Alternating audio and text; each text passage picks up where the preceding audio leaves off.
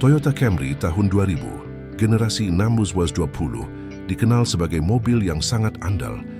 Namun sebagai kendaraan berusia lebih dari 2 dekade, ada beberapa tantangan, risiko kerusakan umum, serta solusi perbaikan yang perlu diperhatikan. Berikut adalah rinciannya. 1. Risiko dan tantangan kepemilikan Camry 2000. Aspek, deskripsi risiko tantangan, deskripsi. Usia komponen, komponen karet, plastik, dan seal packing. Pada mesin, kaki-kaki, dan interior akan getas, retak, atau bocor akibat faktor usia dan ketersediaan part tertentu. Walaupun fast-moving parts seperti busi, filter masih mudah, beberapa slow-moving parts atau komponen spesifik body seperti lampu, trim interior mungkin mulai sulit ditemukan atau harganya mahal. Suhu konsumsi BBM, fuel sum. Dong varian mesin Vietnam 30kL menawarkan performa tinggi, tetapi konsumsi bahan bakarnya tergolong boros untuk standar mobil modern. Akurasi perbaikan membutuhkan mekanik yang benar-benar memahami karakteristik mesin Toyota 5SFE 2.2L dan SALT MZFE 3.0L, serta transmisi matik lawas untuk perbaikan yang presisi. Suspensi empuk. Suspensi yang sangat nyaman justru dapat menyebabkan mobil terasa limbung, body roll, saat bermanuver di tikungan dengan kecepatan tinggi. 2. Kerusakan umum dan solusi perbaikan A. Kerusakan mesin umumnya pada mesin 2.2L 5SFE. Kerusakan masalah penyebab umum. Solusi perbaikan. Primaus, kebocoran oli, seal crankshaft atau seal camshaft getas, atau packing tutup klep karter oli mengeras karena usia. Ganti semua seal dan packing yang bocor dengan cepat. OEM, Original Equipment Manufacturer, atau berkualitas baik. Engine mounting getas. Karet dudukan mesin mengeras dan pecah karena usia.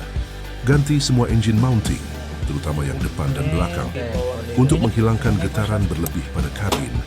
Suara kasar di mesin sering disebabkan oleh tensioner fan belt, tensioner tali kipas, yang aus atau perlu penyesuaian penggantian. Periksa dan ganti tensioner atau bearing yang bermasalah. Kalau mesin overheat, radiator mampet, selang radiator getas atau sekarang ketahuan. Lakukan kuras dan bersihkan radiator. Ganti selang yang kembung getas. Ganti water pump jika performanya sudah menurun. BEM kerusakan transmisi otomatis. Transmisi otomatis 4 percepatan di Camry X1120 terkenal andal, tetapi sangat sensitif terhadap perawatan oli. Kerusakan masalah, penyebab umum, solusi perbaikan. Jeda jolt. Oli transmisi, ATF, kotor, level oli kurang, atau solenoid body valve kotor. Ganti oli transmisi rutin. Lakukan flushing, pengurasan, atau drain and fill oli transmisi, beserta filter olinya jika ada. Tes telat merespons, berarti oli sudah kotor atau pelat kopling di dalam transmisi sudah menipis aus. Jika penggantian oli tidak membantu, periksa kondisi body valve. Jika kerusakan parah, perlu dilakukan overhaul turun transmisi. Dan penggantian friction plate pelat kopling. Phase 2 kebocoran oli transmisi. Seal converter torque, biasanya di dekat balance shaft, atau packing karter oli getas. Ganti seal dan packing. C. Kerusakan kaki-kaki dan interior. Kerusakan masalah. Penyebab umum. Solusi perbaikan. Hanbai kais. Bunyi gluduk. Bushing pada arm, lengan ayun. Pecah getas atau ball joint aus. Ganti bushing dan ball joint yang bermasalah. Setelah perbaikan kaki-kaki, wajib lakukan spuring dan balancing. Setir miring tidak akurat. Perlu spuring ulang atau ada masalah pada komponen tie rod long tie rod. Lakukan spuring yang dilakukan oleh bengkel yang berpengalaman dengan Camry lawas. Cahaya dashboard bergelombang. Material dashboard plastik vinil mengembang. Akibat paparan panas matahari yang intens. Masalah estetika umum pada mobil Toyota era 90-an awal 2000-an.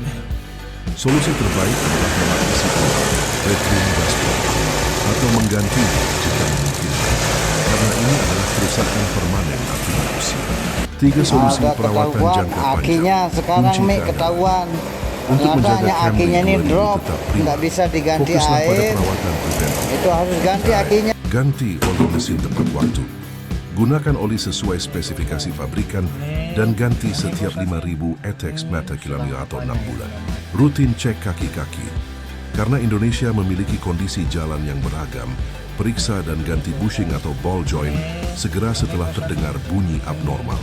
Perawatan transmisi adalah mutlak. Ganti oli transmisi otomatis ATF secara berkala direkomendasikan setiap 20.000, 40.000 ATEX rekaman kilometer, tergantung pemakaian dan jenis oli. Sistem pendingin.